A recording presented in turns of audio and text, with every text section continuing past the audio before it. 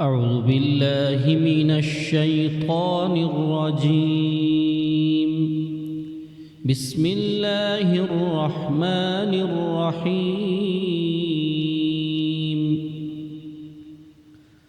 الحمد لله الذي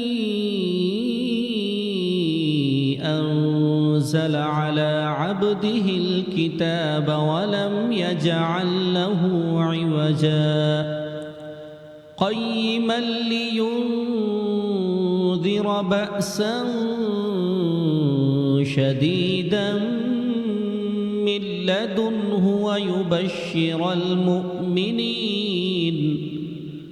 ويبشر المؤمنين الذين يعملون الصالحات أن لهم أجرا حسنا ماكثين فيه أبدا وينذر الذين قالوا اتخذ الله ولدا ما لهم به من علم ولا لآبائهم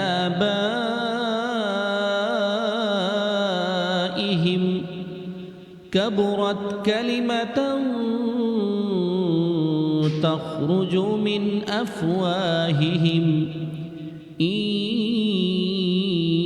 يقولون إلا كذبا فلعلك باخع نفسك على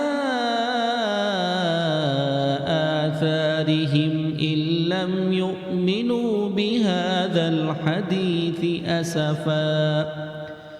إنا جعلنا ما على الأرض زينة لها لنبلوهم أيهم أحسن عملا وإنا لجاعلون ما عليها صعيدا جرزا أم حسبت أن أصحاب الكهف والرقيم كانوا من آياتنا عجبا إذ أوى الفتية إلى الكهف فقالوا ربنا آتنا من لدنك رحمة وهيئ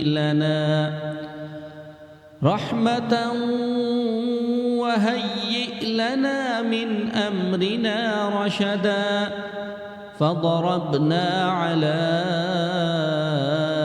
آذانهم في الكهف سنين عددا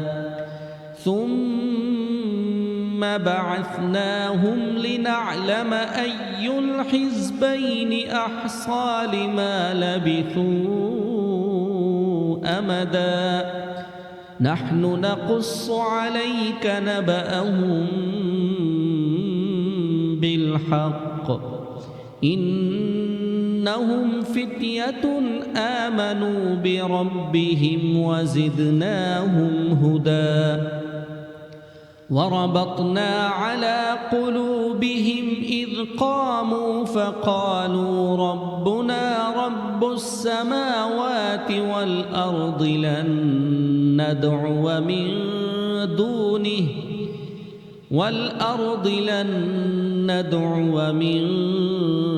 دونه إلها لقد قلنا إذا شططا هؤلاء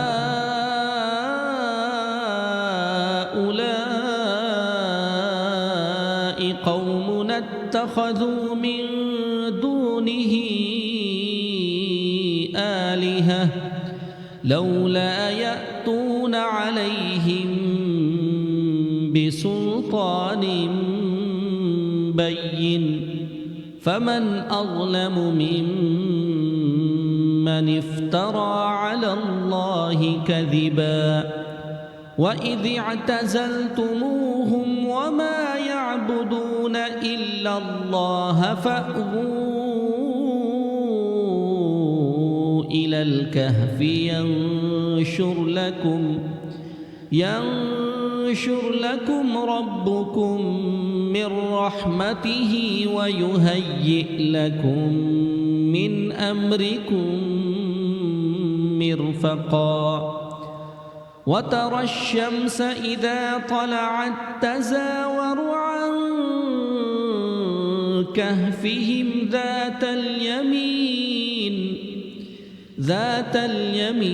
وإذا غربت تقرضهم ذات الشمال وهم في فجوة منه ذلك من آيات الله من يهد الله فهو المهتد ومن يضلل فلن تجد له وليا مرشدا وتحسبهم أيقاظا وهم رقود ونقلبهم ذات اليمين وذات الشمال وكلبهم باسط ذراعيه بالوصيد لو اطلعت عليهم لوليت منهم فرارا ولملئت منهم رعبا وكذلك بعثناهم ليتساءلوا بينهم قال قائل منهم كم لبثتم قالوا لبثنا يوما أو بعض يوم قالوا ربكم أعلم بما لبثتم فابعثوا أحدكم بورقكم هذه إلى المدينة فلينظر أيها أزكى طعاما فليأتكم برزق منه وليتلطف ولا يشعرن بكم أحدا إنهم إن يظهروا عليكم يرجموكم أو يعيدوكم في ملتهم ولن تفلحوا إذا أبدا وكذلك أعثرنا عليهم ليعلموا أن وعد الله حق وأن الساعة لا ريب فيها إذ يتنازعون بينهم أمرهم فقالوا ابنوا عليهم بنيانا ربهم أعلم بهم قال الذين غلبوا على أمرهم لنتخذن عليهم مسجدا سيقولون ثلاثة رابعهم كلبهم ويقولون خمسة سادسهم كلبهم رجما بالغيب ويقولون سبعة وثامنهم كلبهم قل ربي أعلم بعدتهم ما يعلمهم إلا قليل فلا تمار فيهم إلا مراء ظاهرا ولا تستفت فيهم منهم أحدا ولا تقولن لشيء إني فاعل ذلك غدا إلا أن يشاء الله واذكر ربك إذا نسيت وقل عسى أن يهديني ربي لأقرب من هذا رشدا ولبثوا في كهفهم 300 سنين وازدادوا 9 قل الله أعلم بما لبثوا له غيب السماوات والأرض أبصر به وأسمع ما لهم من دونه من ولي ولا يشرك في حكمه أحدا واتل ما أوحي إليك من كتاب ربك لا مبدل لكلماته ولن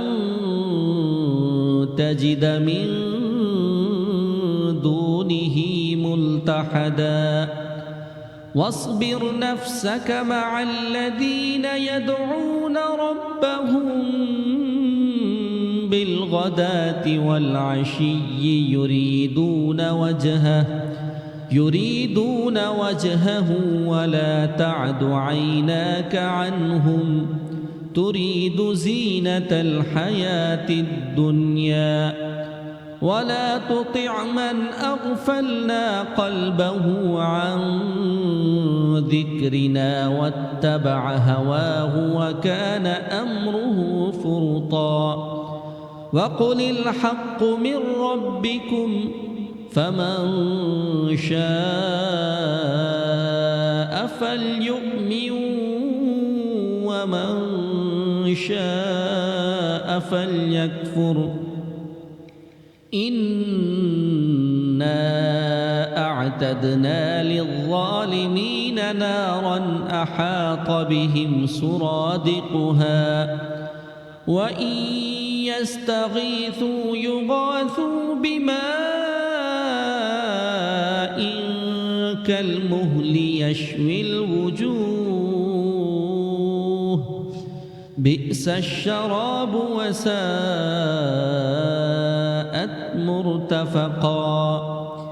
إن الذين آمنوا وعملوا الصالحات إنا لا نضيع أجر من أحسن عملا أولئك لهم جنات عدن تجري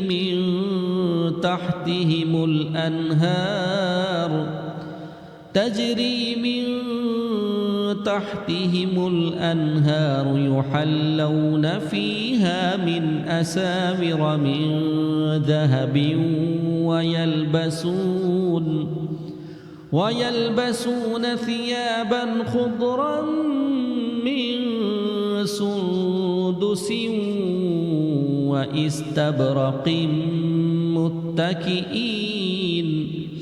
متكئين فيها على الأرائك نعم الثواب وحسنت مرتفقا واضرب لهم مثل الرجلين جعلنا لأحدهما جنتين من أعناب وحففناهما بنخل وجعلنا بينهما زرعا كلتا الجنتين آتت أكلها ولم تظلم منه شيئا وفجرنا خلالهما نهرا وكان له ثمر وقال لصاحبه وهو يحاوره أنا أكثر منك مالا وأعز نفرا ودخل جنته وهو ظالم لنفسه قال ما أظن أن تبيد هذه أبدا وما أظن الساعة قائمة ولئن رددت إلى ربي لأجدن خيرا منها منقلبا قال له صاحبه وهو يحاوره أكفرت بالذي خلقك من تراب ثم من نطفة ثم سواك رجلا لكن هو الله ربي ولا أشرك بربي أحدا ولولا إذ دخلت جنتك قلت ما شاء الله لا قوة إلا بالله إن ترني أنا أقل منك مالا وولدا فعسى ربي أن يؤتيني خيرا من جنتك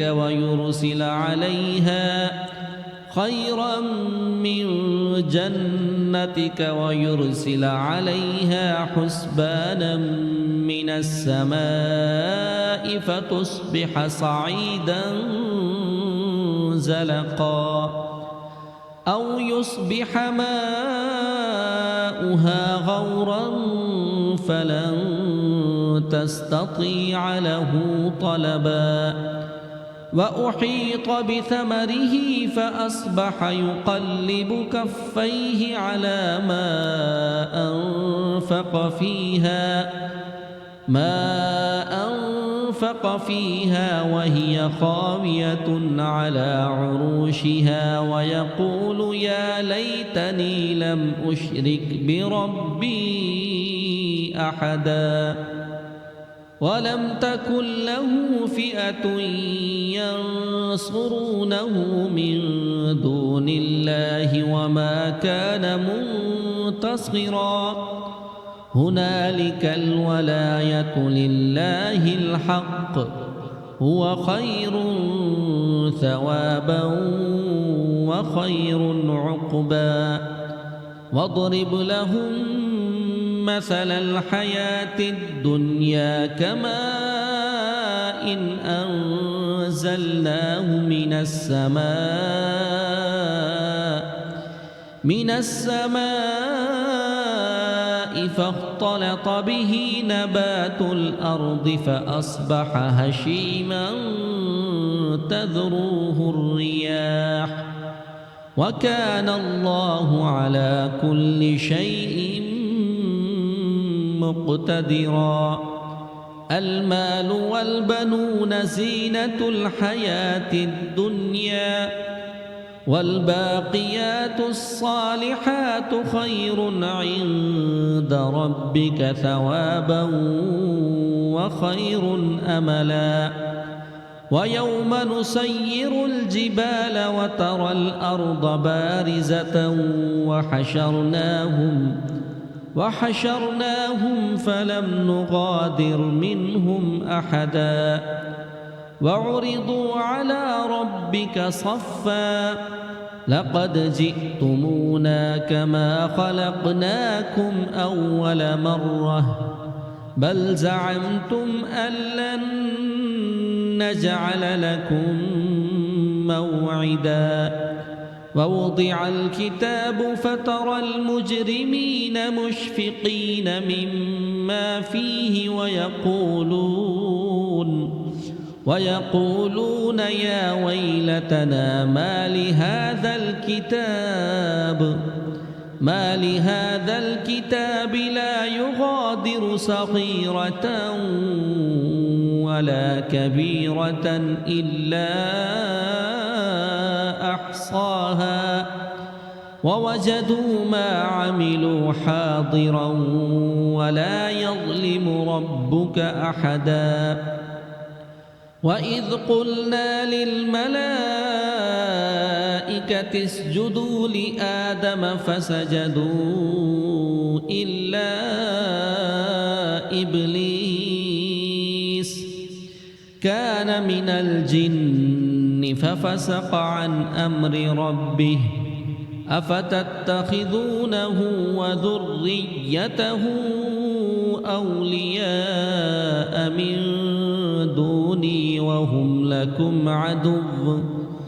بئس للظالمين بدلا ما أشهدتهم خلق السماوات والأرض ولا خلق أنفسهم وما كنت متخذ المضلين عضدا ويوم يقول نادوا شركائي الذين زعمتم فدعوهم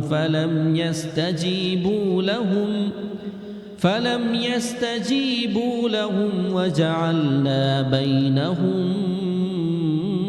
موبقا ورأى المجرمون النار فظنوا أنهم مواقعوها ولم يجدوا عنها مصرفا ولقد صرفنا في هذا القرآن للناس من كل مثل وكان الإنسان أكثر شيء جدلا وما منع الناس أن يؤمنوا إذ جاءهم الهدى ويستغفروا ربهم إلا أن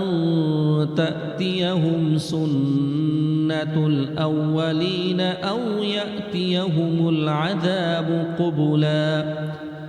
وما نرسل المرسلين إلا مبشرين ومنذرين ويجادل الذين كفروا بالباطل ليدحضوا به الحق واتخذوا آياتي وما أنذروا هزوا ومن أظلم ممن ذكر بآيات ربه فأعرض عنها ونسي ما قدمت يداه إنا جعلنا على قلوبهم أكنة أن يفقهوه وفي آذانهم وقرا وإن تدعهم إلى الهدى فلن يهتدوا إذن أبدا وربك الغفور ذو الرحمة لو يؤاخذهم بما كسبوا لعجل لهم العذاب بل لهم موعد لن يجدوا من دونه موئلا وتلك القرى أهلكناهم لما ظلموا وجعلنا لمهلكهم موعدا وإذ قال موسى لفتاه لا أبرح حتى أبلغ مجمع البحرين أو أمضي حقبا فلما بلغا مجمع بينهما نسيا حوتهما فاتخذ سبيله في البحر سربا فلما جاوزا قال لفتاه آتنا غداءنا لقد لقينا من سفرنا هذا نصبا قال أرأيت إذ أوينا إلى الصخرة فإني نسيت الحوت وما أنسانيه إلا الشيطان أن أذكره واتخذ سبيله في البحر عجبا قال ذلك ما كنا نبغي فارتد على آثارهما قصصا فوجدا عبدا من عبادنا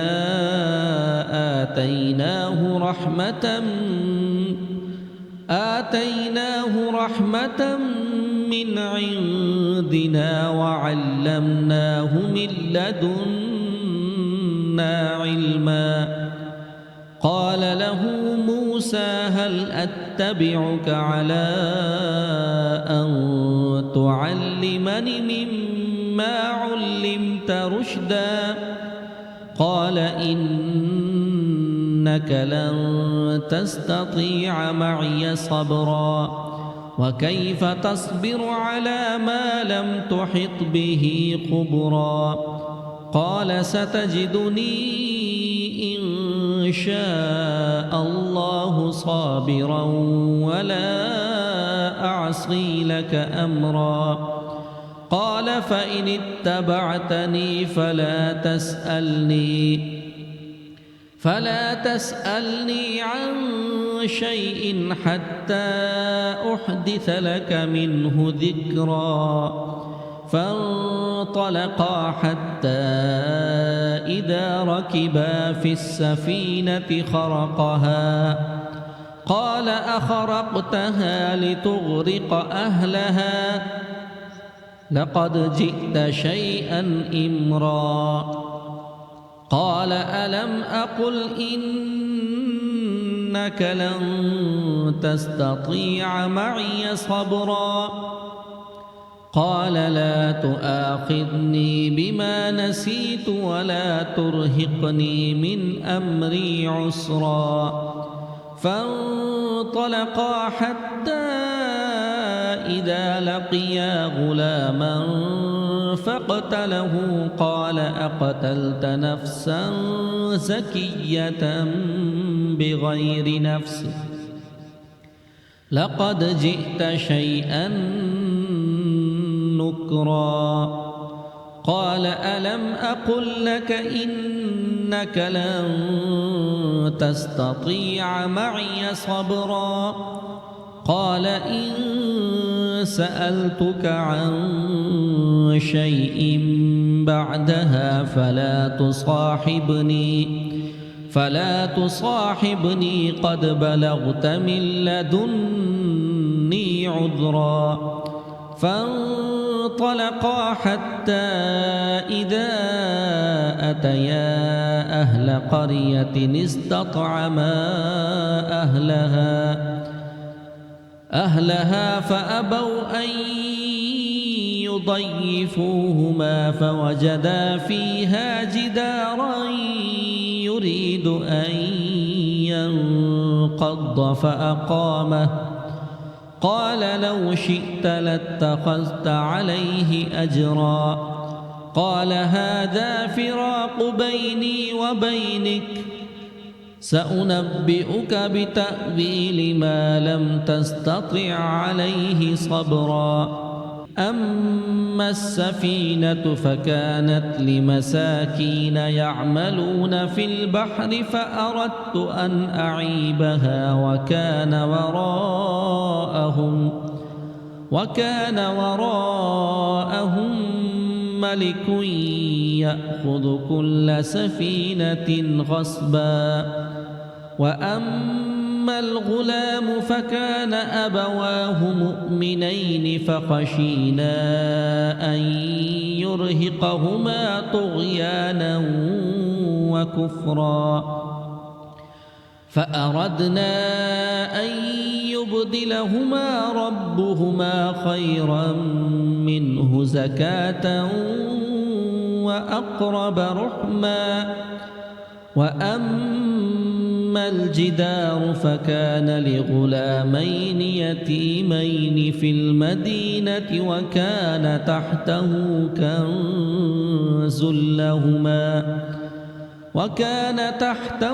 كنز لهما وكان أبوهما صالحا فأراد ربك أن يبلغا أشدهما ويستخرجا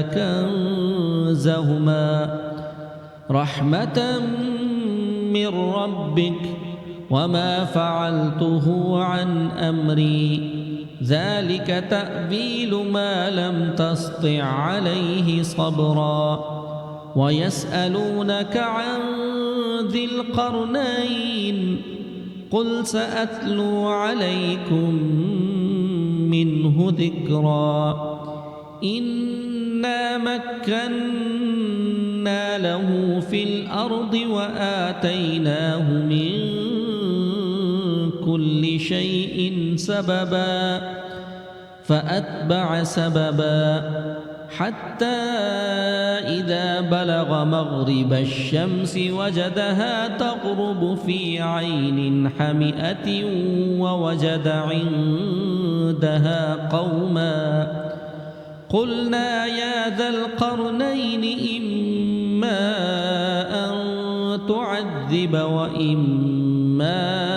أن تتخذ منهم حسنا قال أما من ظلم فسوف نعذبه ثم يرد إلى ربه فيعذبه عذابا نكرا وأما من آمن وعمل صالحا فله جزاء الحسنى وسنقول له من أمرنا يسرا ثم أتبع سببا حتى إذا بلغ مطلع الشمس وجدها تطلع على قوم لم نجعل لهم من دونها سترا كذلك وقد أحطنا بما لديه خبرا ثم أتبع سببا حتى إذا بلغ بين السدين وجد من دونهما قوما لا يكادون يفقهون قولا قالوا يا ذا القرنين إن يأجوج ومأجوج مفسدون في الأرض فهل نجعل لك خرجا على أن تجعل بيننا وبينهم سدا قال ما مكني فيه ربي خير فأعينوني بقوة أجعل بينكم وبينهم ردما آتوني زبر الحديد حتى إذا ساوى بين الصدفين قال انفخوا حتى إذا جعله نارا قال آتوني أفرغ عليه قطرا فما استطاعوا أن يظهروه وما استطاعوا له نقبا قال هذا رحمة من ربي فإذا جاء وعد ربي جعله دكا وكان وعد ربي حقا وتركنا بعضهم يومئذ يموج في بعض ونفخ في الصور فجمعناهم جمعا وعرضنا جهنم يومئذ للكافرين عرضا الذين كانت أعينهم في غطاء عن ذكري وكانوا لا يستطيعون سمعا أفحسب الذين كفروا أن يتخذوا عبادي من دوني أولياء إنا أعتدنا جهنم للكافرين نزلا قل هل ننبئكم بالأخسرين أعمالا الذين ضل سعيهم في الحياة الدنيا وهم يحسبون أنهم يحسنون صنعا أولئك الذين كفروا بآيات ربهم ولقائه فحبطت أعمالهم فلا نقيم لهم يوم القيامة وزنا ذلك جزاؤهم جهنم بما كفروا واتخذوا آياتي ورسلي هزوا إن الذين آمنوا وعملوا الصالحات كانت لهم جنات الفردوس نزلا خالدين فيها لا يبغون عنها حولا قل لو كان البحر مدادا لكلمات ربي لنفد البحر قبل أن تنفد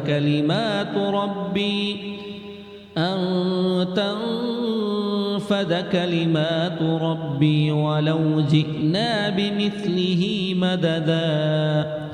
قل إنما أنا بشر مثلكم يوحى إلي أنما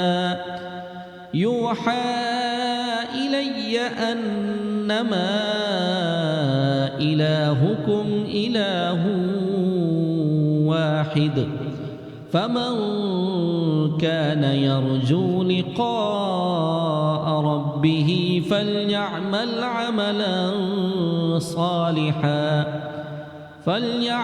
عملا صالحا ولا يشرك بعبادة ربه أحدا صدق الله العظيم.